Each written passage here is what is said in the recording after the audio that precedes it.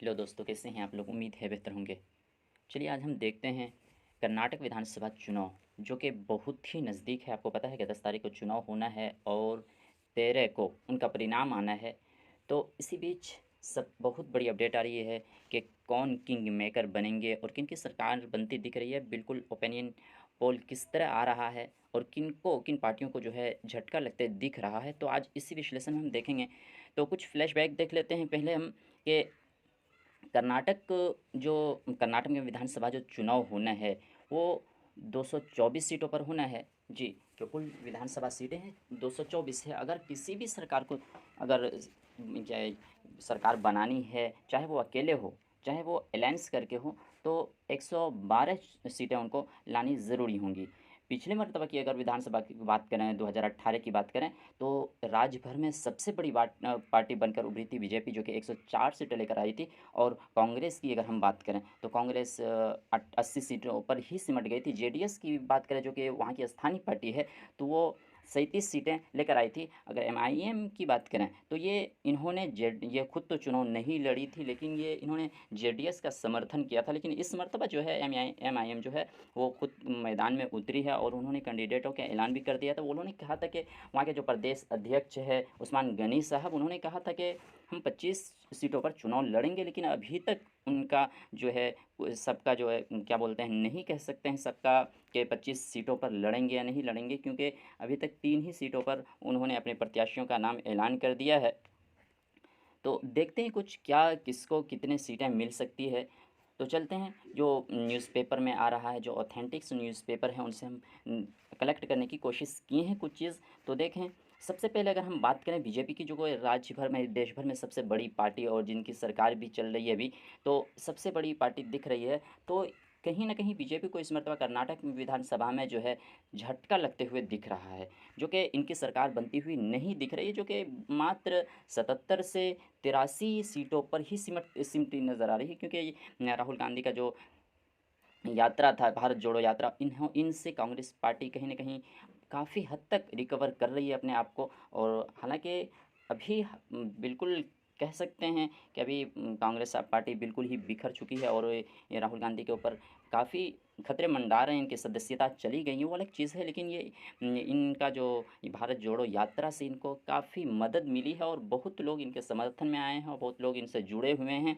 और अगर हम बात करें कांग्रेस की, तो कांग्रेस बिल्कुल बहुमत के आंकड़े को टच कर रही है। बाकी देखते हैं क्या होता है, क्योंकि ओपिनियन पोल हमेशा सच हो ये ज़रूरी नहीं है। ये एक आंकड़े के हिसाब से दिया जाता है। बाकी वैसे 116 से 123 तक कांग्रेस पार्टी को सीटें मिलती हुई दिखाई दे रही है। बाकी क्या होता है, क्योंकि साउथ के इलाके में बिल्कुल पॉलिटिक्स बिल्कुल अलग तरीके से होता है। जैसे गुजरात में, दिल्ली में, बिहार में, झारखंड में ये अलग तरीके से होती है, लेकिन साउथ की अगर हम बात करें तो वहाँ पॉलिटिक्स बिल्कुल अलग तरीके से होती है।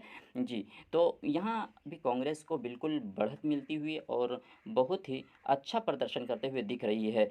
अगर हम बात करें स्थानीय पार्टी जो कि जेडीएस की है, जी, स्थानीय पार्टी जो कि वहाँ की जेडीएस है, जो कि पिछले विधानसभा चुनाव 2018 में जो था, उन्होंने एमआईएम के समर्थन से 37 सीटें लाई थी। इस मरतबा उनको भी झटका दिखता नज़र आ रहा है कि 21 से 27 सीटें मात्र उनको मिल रही है। जी, उनको 21 से 27 सीटें ही मिल रही है। तो ये भूमिका बहुत बड़ी है कि ये हो सकता है कि किंग मेकर बने। जी, किंग मेकर बने कि जिधर भी ये अपने अपने आप को डाल दें, वो उनकी सरकार बनती दिख जाएगी। जी, क्योंकि छोटी छोटी ऐसी पार्टियां जो होती हैं, वो कुछ ही सीटें रहती हैं उनके पास, लेकिन वो सरकार बनाने में बहुत बड़ी भूमिका निभाती है।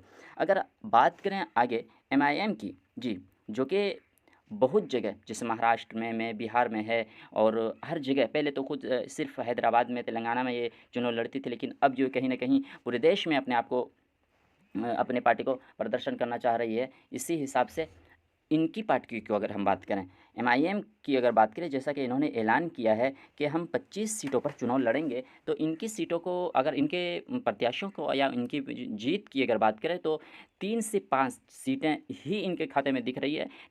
और हालांकि ये कोई ख़राब प्रदर्शन नहीं होगा, क्योंकि पहली मरतबा चुनाव लड़ रहे हैं, तो 3 से 5 भी आ जाए तो बहुत बड़ी बात होगी। जी, और अगर हम बात करें जो ये आप पार्टी की, आम आदमी पार्टी की, जो कि बहुत ही अच्छा करती हुई दिख रही है। जैसे कि अपनी सरकार अपने दम पर पंजाब में बना ली और दिल्ली में और कहीं न कहीं गुजरात में भी अच्छा प्रदर्शन कर चुकी है। तो ये जब से ये नेशनल पार्टी ये बनी है जी, जब से ये नेशनल पार्टी बनी है, ये अपने आप को इन्होंने ऐलान कर दिया है कि हम जो 224 सीटें हैं, उन तमाम सीटों पर चुनाव लड़ेंगे।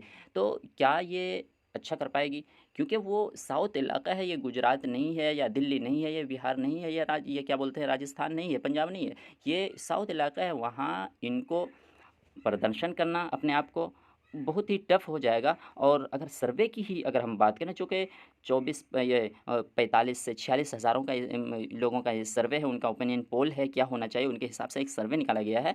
तो उनको अगर देखा जाए तो मात्र 1 सीटें ही उनके खाते में जाती हुई दिख रही है। तो ये बहुत बड़ी जी, इनको झटका लगने वाला है, क्योंकि इन्होंने जो 224 विधानसभा सीटें हैं, तमाम पर ऐलान कर दिया है कि हम सब पर चुनाव लड़ेंगे और पहली मर्तबा ये चुनाव लड़ रहे हैं। ये अपने आप को प्रदर्शन करना चाहते हैं पूरे देश में और अच्छी बात है, सब कोई आगे बढ़ने की कोशिश करते हैं।